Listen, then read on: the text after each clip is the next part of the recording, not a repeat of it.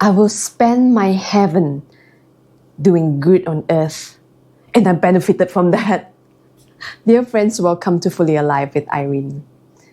That is what my friend in heaven, Saint Therese of Lisieux, have said. And truly I have benefited from that.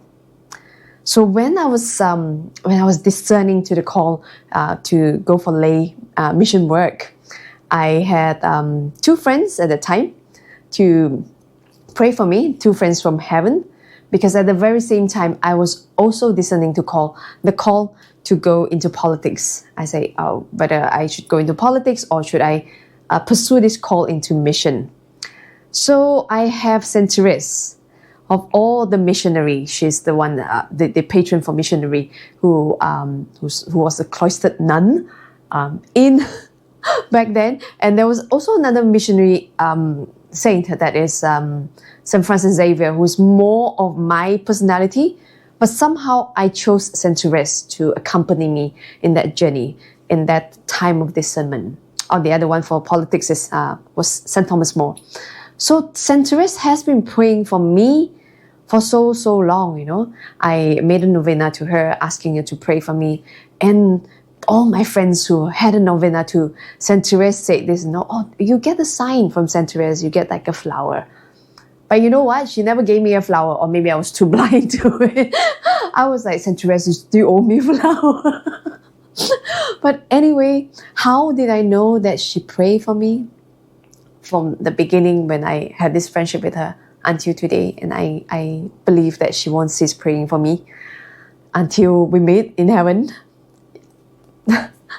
How do I know was that when I say yes, I say, God, I am going to step in to this mission. After the School of Mission, I went to Hong Kong with a group of friends for another mission trip. So, and that was really amazing. And that time, our station was the Church of Saint Therese. So that was like first hint. Hey, my friend is praying for me. But I was a little bit blind at the time, so I didn't really see that. And after that mission trip, I came back and then I decided that I'm going to continue with the ICP mission. And in between, my father died. My father passed away of a stroke, and it was quite unexpected. It was a shock for all of us. It was a time of grieving, but I sensed the call to mission being really strong, and I want to honor God in that sense. Most people surrounding me, was telling me, you should wait a year. Should be, just wait. Your father just passed away. It's great that you'll be with mom. Or a lot of things that was told to me. But deep in my heart, I say, I want to do this. I want to go back to the mission. I want to answer to this call because this is what God has placed in my heart. And also before my father died, before I went off to that mission in Hong Kong, I called him and told him of my desire that I want to answer to this call. I'm going back to mission. That was the best conversation that I had with my dad. We didn't fight. None of us flare up. We had the most peaceful one. My father told me that he does not agree because he could not provide. But however, he is respecting my decision because it is my life. I felt so moved by what my father said. And I also took that as his blessing to me, to mission. That's why I say, okay, I'm going. I am just going there. I'm continuing with that. So back in ICP New Zealand, I went. It was really tough, grieving the loss of my dad, and at the same time also doing a lot of works with myself, healing, all those work. And then come a mission trip. A mission trip to Christchurch at the time, and lo and behold, I was the mission was at a St. Teresa church, also the Little Flower. Amazing. That was a trip. That mission trip itself was the one that really opened my eyes. Hey, St. Teresa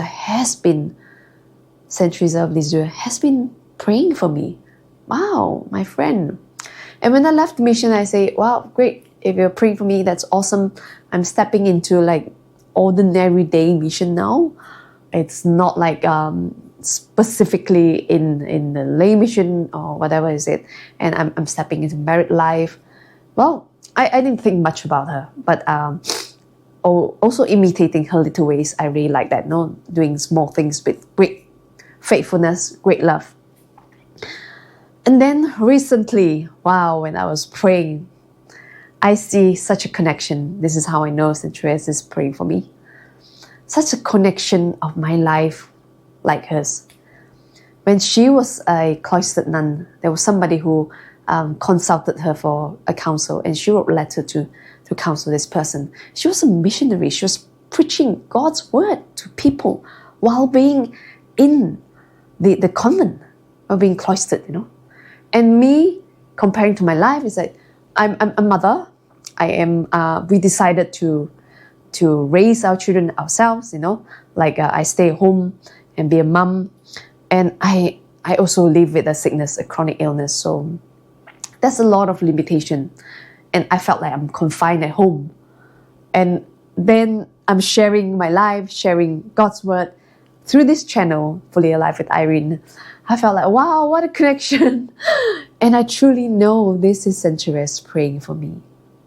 So dear friends, do you have like a friend or friends in heaven that they're praying for you? If you hadn't had one, I suggest, why not knock on the door and say hi to St. Therese of Lisieux?